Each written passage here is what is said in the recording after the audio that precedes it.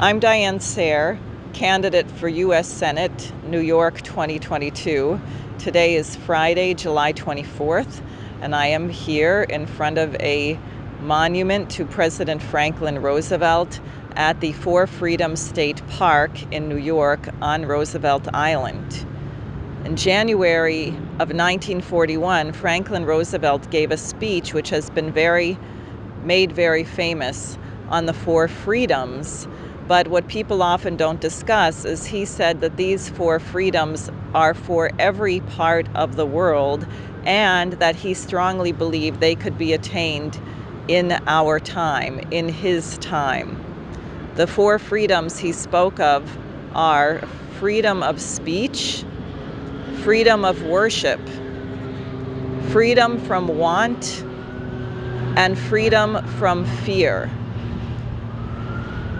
Freedom from want is probably the most critical of these freedoms because the lack of the means of sustenance is what leads to the other problems, whether it's political and religious oppression, the danger of war, and certainly the kind of fear that we see when people, as they're experiencing today in the United States and nations that have been afflicted by the COVID-19 pandemic, the anxiety of not knowing whether you can work, whether you can sustain yourself, whether you will be able to pay your mortgage or your rent, and when and if the economy reopens.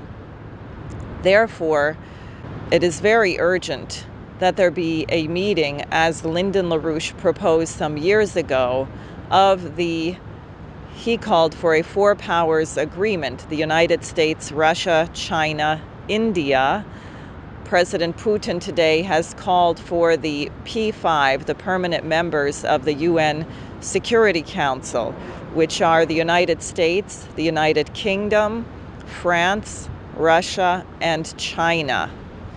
Whichever group it is, as long as it includes the United States, Russia, and China, an enormous amount can be done and must be done, because behind all of this, the great crisis, which is not even being discussed, is the looming implosion of the transatlantic financial system, namely the derivatives bubble that is located in the city of London and in part at Wall Street. Now, for those of you who have been taken in by the anti-China and anti-Russia propaganda, let me tell you that in World War II, which ended 75 years ago this year, the Soviet Union lost 27 million lives. That's 1 out of every 7 people in those nations. In Russia, every family was affected.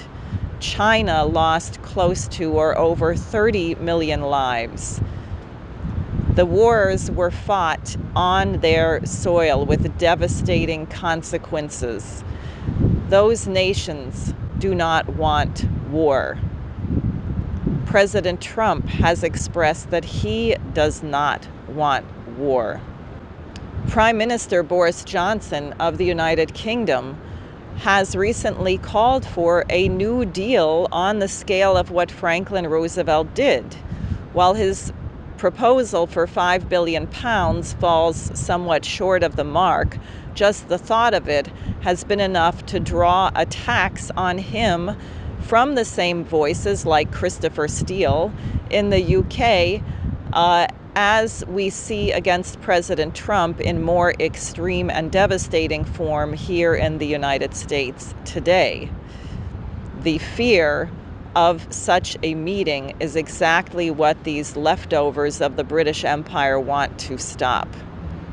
Now, let me tell you a little bit about what Franklin Roosevelt did in the Tennessee Valley, because this is a perfect model for what can be done if we are going to win the war against the COVID-19 pandemic. It is not the case that fighting COVID means that we have to shut down our economy, but that rather fighting COVID can be the driver for a spectacular economic recovery. But let me give you a sense of what occurred in the Tennessee Valley. This is from the book of David Lilienthal, who ran the Tennessee Valley Authority program, describing what happened 10 years after the project was launched in an area which was arguably one of the poorest parts of the United States, where 30% of the population was infected with malaria, where the topsoil was washed away every year or every other year, and the yields on the farms was gradually diminishing, and the population was illiterate and despairing. After building over 20 dams to harness and regulate the power of the river, here is what is described, the result. In 5 years, one community in Virginia reports food production doubled. The director of the Extension Service wrote of the demonstration farmers, "They have twice the number of beef and dairy cattle now as in 1937. They have 24% more sheep, 13% more chickens, and 31% more brood sows." From Kentucky came this report. "The number of livestock has more than doubled since the beginning of the demonstration 4 years ago. More hay and improved pastures are being produced at the present time. The acreage of corn has been reduced 1/3, but increased fertility has given the same yield at less cost and less labor. In Georgia, cotton yields have increased from 275 to almost 400 pounds per acre. Corn yields have been boosted from 20 to 30 bushels per acre. Acreage of soil-building crops per farm has jumped from 10 to 35. Animal units per farm has doubled." And in Tennessee, the community made 8 times as much hay in the fall of 1942 as was formerly made in a season. 10 to 12 bushels of winter cover crop seed, crimson clover, vetch, oats, and rye were planted in the fall of 1942.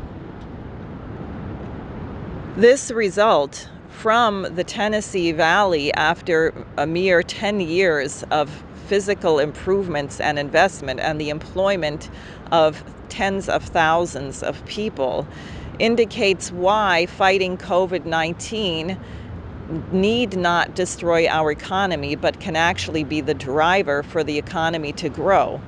Think about the debate raging right now about reopening the schools.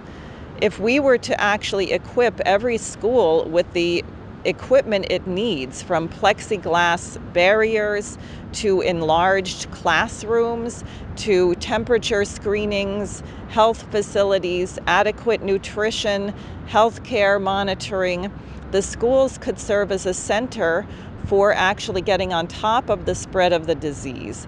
But this would require gearing up the production for everything required. Now, think about FDR for the world. What is required to stop COVID in Africa, in South America, in the Caribbean, in poor countries in Asia?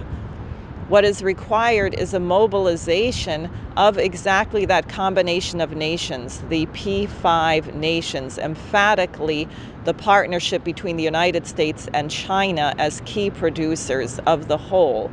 If the world were to mobilize to address this crisis by producing on a global scale what is needed to lift billions of people out of poverty and want, this would transform the global economy in a way orders of magnitude more dramatic than what happened with the Tennessee Valley Authority. I know that in the last 24 hours, Presidents Trump and Putin have discussed the P5 proposal. I would urge all of you watching me to join us in urging the president to make that summit a reality.